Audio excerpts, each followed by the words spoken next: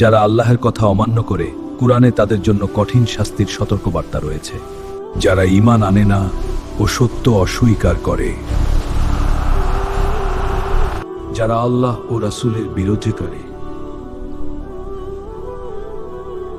যারা তওবা না করে কুফর অবস্থায় মারা যায়, তাদের জন্য স্থায়ী জাহান্নাম। মুনাফিকদের স্থান হবে জাহান্নামের সর্বনিম্ন স্তরে। অন্যদিকে যে মুসলিম গুনাহ করে কিন্তু ঈমান রাখে, সে চিরকাল জাহান্নামে থাকবে না। সহিহ বুখারীতে আছে, অন্তরে সামান্য ঈমান থাকলেও একদিন সে জাহান্নাম থেকে বের হবে।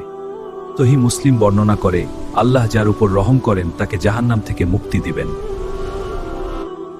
শিরক করলে এবং তওবা ছাড়া মারা গেলে জান্নাত হারাম হয়ে যায়।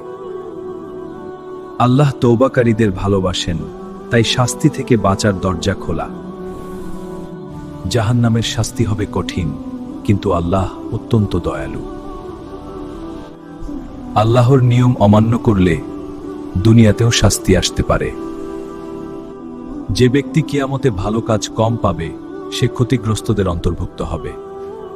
আল্লাহর রহমত সবকিছুকে পরিবেষ্টন করে। যারা আল্লাহকে ভয় করে চলে, তাদের জন্য জাহান্নাম থেকে মুক্তির প্রতিশ্রুতি। কিয়ামতের দিন প্রতিটি কাজের হিসাব হবে নিখুঁতভাবে।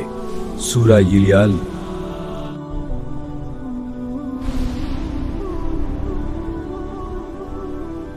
সুতরাং জাহান্নামে কতদিন থাকবে তা নির্ভর করে ঈমান, তওবা ও আল্লাহর রহমতের উপর।